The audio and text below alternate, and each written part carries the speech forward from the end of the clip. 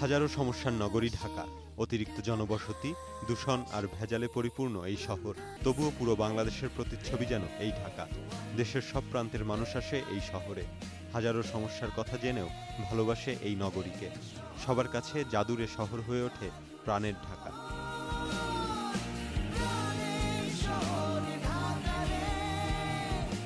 সেই ভালোবাসা আলোকচিত্রীরা প্রকাশ করেছে তাদের ছবির মাধ্যমে। ঢাকার বিভিন্ন স্থান থেকে মোবাইল ক্যামেরায় তোলা ছবিগুলো নিয়ে হয়ে গেল প্রদর্শনী। ১৯ জন আলোকচিত্রীর তোলা ৪৮টি ছবির প্রদর্শনী চলেছে ধানমন্ডির রাস্তার ধারে। সকলের ছবির মধ্যেই ঢাকার একটা আলাদা চেহারা আছে, ঢাকার একটা আলাদা চরিত্র আছে, ঢাকার ভিতরে কিছু স্নিগ্ধতা আছে। মানে এত কিছুর পরেও কিন্তু ঢাকা আমাদের যেরকম অনেক খারাপ লাগার জায়গা আছে, সব কিছু ছাপিয়ে কিন্তু ঢাকা আমাদের কাছে খুবই বেশি ভালোই লাগে।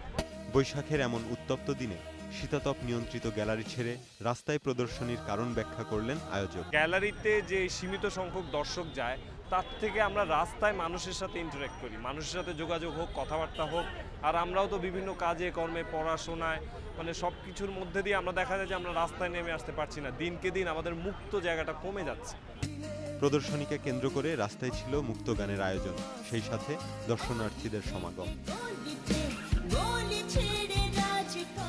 প্রদর্শনীটি আগামীতে জাহাঙ্গীরনগর বিশ্ববিদ্যালয়, পুরান ঢাকা এবং ঢাকার বাইরে আয়োজন করার পরিকল্পনা রয়েছে বলে জানান সংশ্লিষ্টরা।